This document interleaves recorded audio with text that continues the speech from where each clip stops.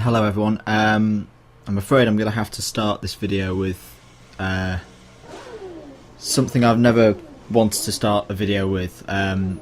It's the sad news from the Le Mans 24 Hours, which, if you've been watching my channel, will know that I've been following quite intently. I just finished a race with Vortex Racing League to tune back in to hear the very tragic news that the driver of the 95 Aston Martin Racing Vantage V8, Allan Simonsen, has sadly passed away.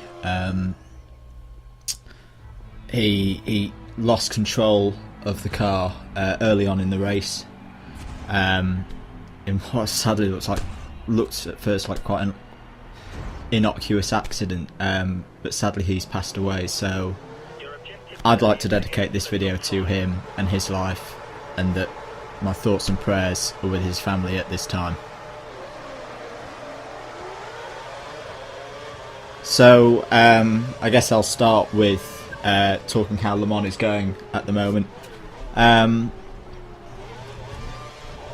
It's of course the race is quite hollow now, and it's put a real downer on it, but it's still throwing out the classic that Le Mans always does. The Toyotas are seeming much quicker than they were back in practice, and they're giving it a real good fight. But at the moment it's the number one Audi in the lead of the race.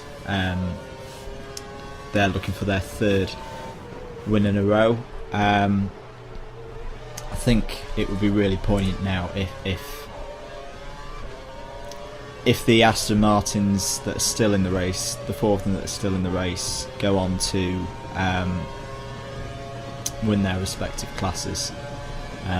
So at the moment it's looking good for the 97 Aston Martin. That's the one with Darren Turner and Stephen Mucker and Peter Dumbrecken. They're currently leading GTE Pro, and in GTE AM,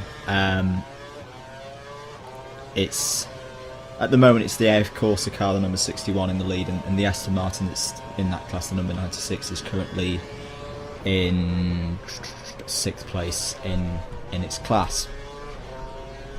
Yeah, I don't quite know where to go from this. Well,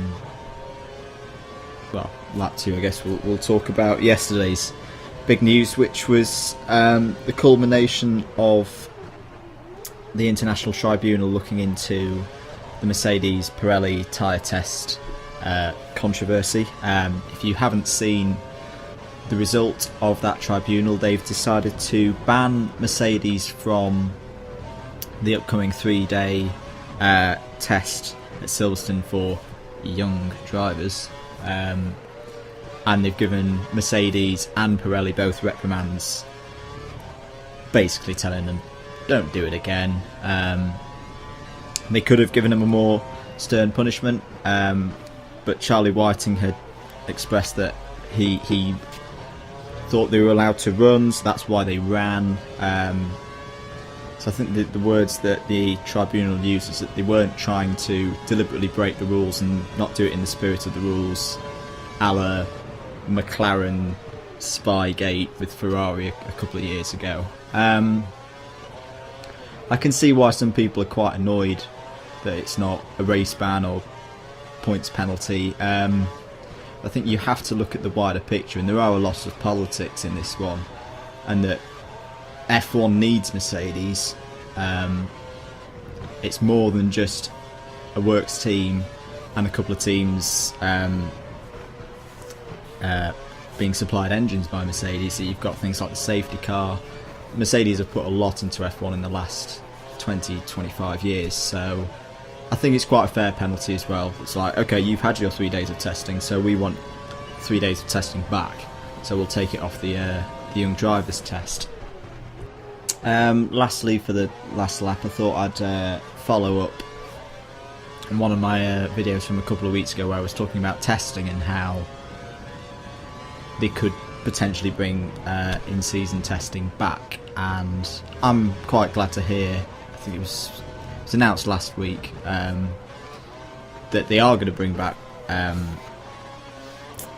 in-season testing next year, and they're going to do it as I thought they might, with a few tests spread across the year after Grand Prix, where you've got a 2-week break between Grand Prix, so they'll host the test similar to how they do the Young Drivers test now. So like they're holding it at Silverstone, you've got a 2-week break to the next race, everyone just stays at Silverstone to do the test. Actually no, they're not, are they? No, but they're doing it after. I was saying they're not doing it straight after, because that's when Formula Student is, like it was last year, which was highly distracting for us as engineers to try and work when you had F1 cars going around which you wanted to watch. But yeah, I'm glad to see that this has been a positive move to get testing back, but keep the costs as much under control as they can, because next year they're going to really need to do more testing. You've got the new V6 turbo engines coming in, some slight aerodynamic rule changes as well, and changes with the energy recovery systems as well. That's all going to need more than 3 pre-season tests. So yeah, if you hadn't heard that, that's what they're going to do, and I think it's a really positive move. Quickly about this race. Pretty good race. Glad to finish second. I don't really know Austin that well because it's a new track, and I haven't played on it that much as say Spa, which has been on the calendar for years. But yeah, pretty happy with that.